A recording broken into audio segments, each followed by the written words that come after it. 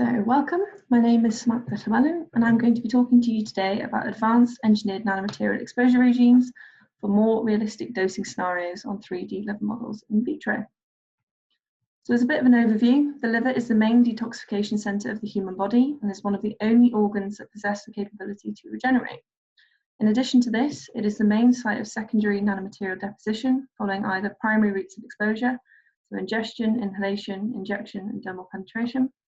The liver itself contains of two main lobes, both of which have 8 segments that embody thousands of liver lobules. These lobules, as shown in B, are hexagonal structures constructed by repeating segments radiating out from the central vein. So each segment, as shown here, links to one another by the liver sinusoids and consists of the portal triad, so the bile duct, portal vein, and hepatic arteriole.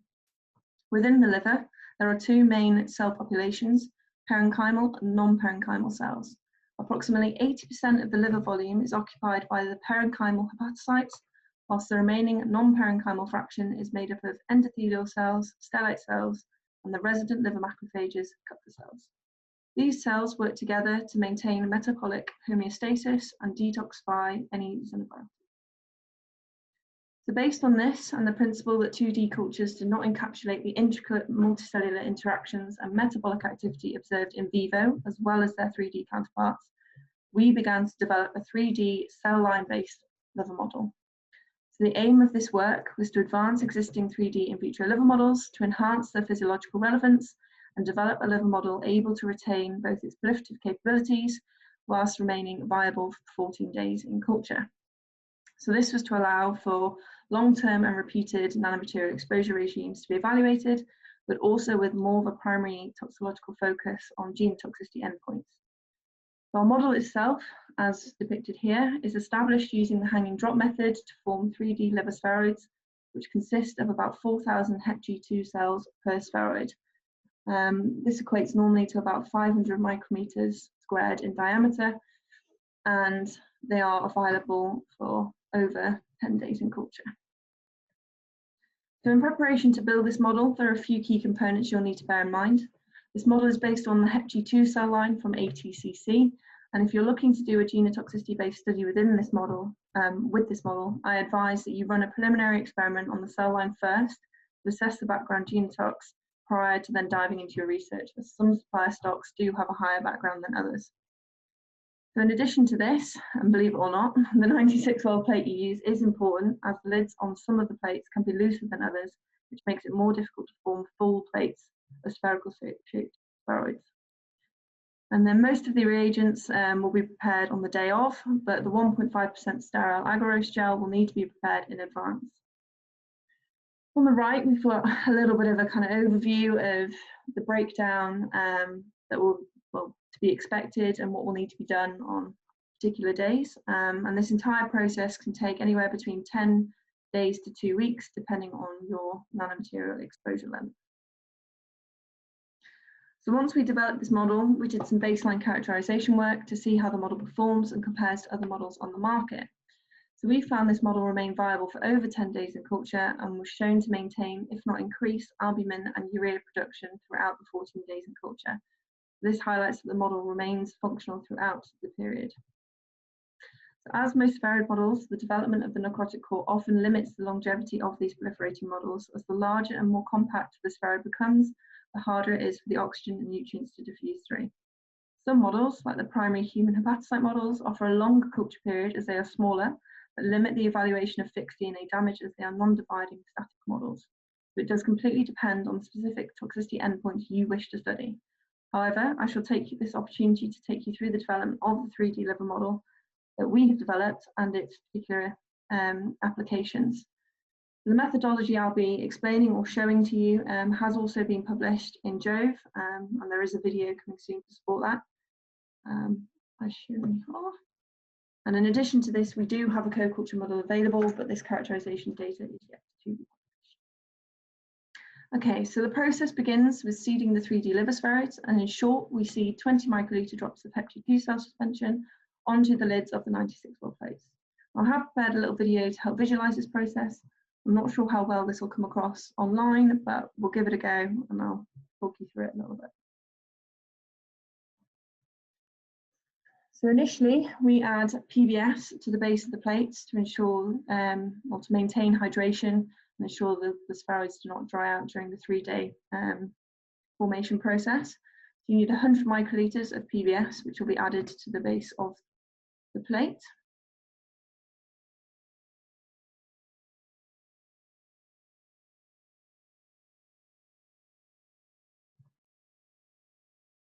So once this is completed, you'll take a cell suspension of about 2 × 10⁵ cells per mil. This will equate to about 4,000 cells per spheroid in each 20 microliter drop that gets added to the surface of the lid.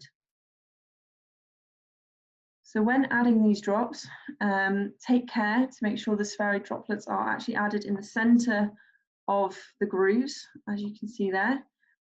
As this will make sure that the spheroids form directly in the center of the drops. For each plate, about 5 ml of cell suspension is required in order to seed the full 96 wells.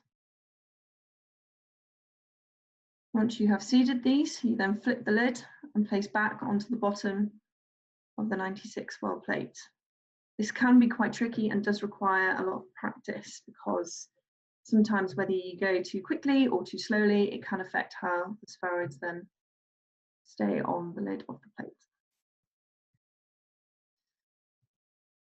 Okay, so what to expect? In most cases, not all 96 spheroids seeded will make it to the day of exposure. Some are lost during either the lid flipping stages, or others during transport to and from the incubator, or even whilst forming over the 3 days in the incubator. A common cause of the misshaped spheroids can be just from the disturbance of going in and out of the incubators aggressively. So it might be worth putting a note on the outside of the incubator just to inform other colleagues that may also be using that incubator. So as shown here, between D and F, and then highlighted with a green outline, is a good quality spheroid. So it's what you'd expect to see. So you want a compact, singular, spherical structure that hopefully is formed over the 3 days in the hanging drop. Or you could have poorly formed spheroids, as shown in G to I and highlighted in the pink, where you've got protrusions and it's kind of maybe a little bit stuck to the bottom of the well, or you've got bits of cells that have broken away from it, or even individual kind of independent spheroids that have also grown within the well itself.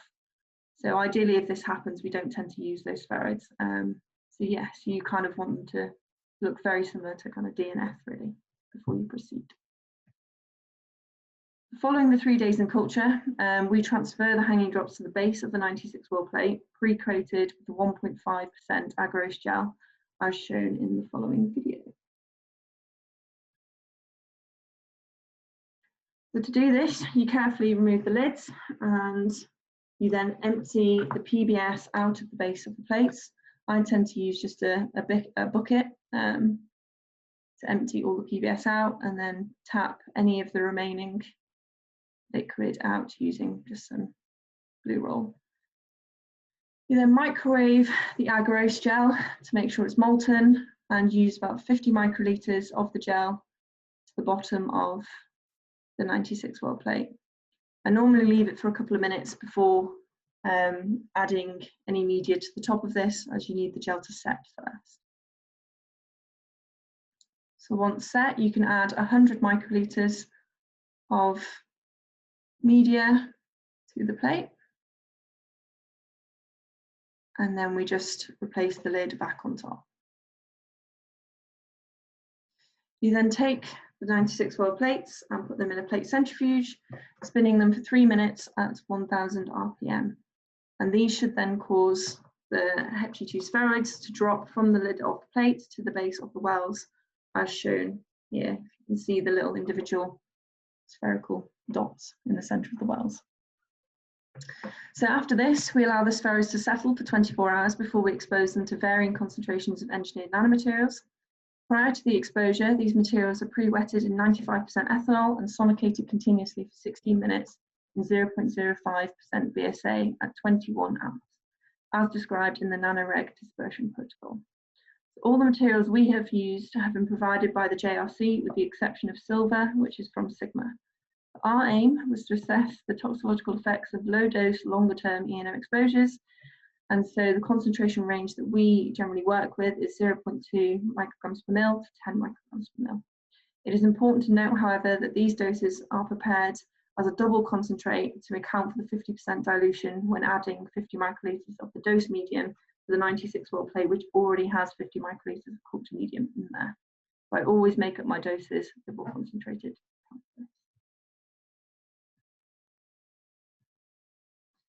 So following the exposure period, the supernatant and spheroids can be harvested simultaneously or independently if necessary.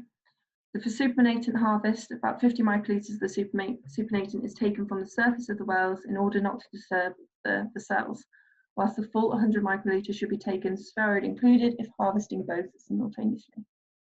So this 3D model is compatible with a number of biochemical endpoints as listed here, so from cytotoxicity and liver functionality to inflammatory markers and genotoxicity. Each plate can yield about 5 mils of supernatant, and so any of the assays based on supernatant, such as your liver function or inflammatory based ELISA markers, one 96-well plate will be more than sufficient. However, for cell-based assays, more plates may be required per dose depending on how many cells the assay requires. So one key feature of this model, though, is it is able to support fixed DNA damage assessment using the micronucleus assay, as it does remain proliferating throughout 14 days in culture. So this is just a few applications of this liver model. I would have gone into a bit more data, maybe showing you some of the results, but as this is more of a teaching module, I'll just show you some of the kind of applications that we've used this model for. So a little bit of what does the liver see? So with the liver being a secondary site of exposure for engineered nanomaterials, following systemic translocation from the primary exposure routes mentioned earlier, it is highly unlikely that the liver will be exposed to pristine nanomaterials, as interaction with a variety of molecules in these different cellular compartments can transform the physicochemical properties, so surface chemistry, protein corona, morphology, dissolution of these materials, which can then affect their biological interaction and the toxicological output. So to mimic this potential biotransformation, we developed an SOP whereby the nanomaterials undergo a series of incubations in synthetic biological fluids that was aimed to then simulate the ingestion and digestion of nanomaterials specifically. So initially, the E&Ms are incubated at 37 degrees for 30 minutes in a gastric, so pH 2.7, simulant fluid, followed by 30 minutes in an intestinal fluid at pH 9.5. This is a protocol devised by Angela Kampfer and her colleagues at the IUF in Germany. Following this, we then decided to add an additional incubation of 1 hour in human blood plasma prior to further dilution in media and exposure to the 3D liver spheroids. So this particular SOP or scenario mimics the gastrointestinal tract kind of ingestion exposure scenario to the liver. So furthermore, we had a look at the manner in which the E&Ms are dosed onto the cells within in vitro cultures, as this may influence their biological interaction, as humans are usually exposed to low doses of E&Ms over extended periods of time, as opposed to a single high dose as typically applied in cell culture practice.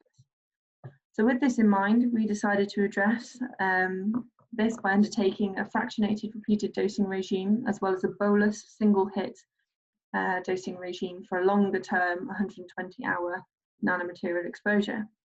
So for the repeated dosing regime, the final concentration is fractionated into 5 equal concentrations and dosed daily, which will inevitably amount to the same single bolus dose applied on day 1 in the other regime. This is kind of depicted in the diagram here, where you can see the 5 micrograms per mil final concentration has been split into 5 1 microgram per mil doses over the duration of the 5 days. So on the day of harvest, we'll then look at the same toxicological endpoints, so the micronucleus assay, inflammatory markers using the ELISAs, and just general liver functionality as well, just to assess if this has made any difference in the way that you dose the nanomaterials. So to conclude, although with its limitations, this advanced 3D in vitro liver model is able to support a range of toxicological endpoints for nanomaterial screening. We've been able to develop an SOP for more physiologically relevant nanomaterial dosing regimes with a tiered kind of testing strategy to assess whether the E&M biotransformation really has an effect on the toxicity kind of outcome. In addition, we actually found that there was little to no difference in fixed DNA damage observed between repeated and bolus long-term exposure regimes. Now, we're currently doing a little bit further investigation, as I say, with the pro-inflammatory markers and liver functionality, but at this stage there doesn't seem to be much difference between whether you do a bolus or a fractionated dosing regime. But yes, I'm sure more information of this will be published in due course. So if you'd like to find out anything more about the project, the links to our website and social media platforms are listed here. Otherwise, I thank you all for listening, and I hope that you found that useful in some way, and I am happy to take any questions.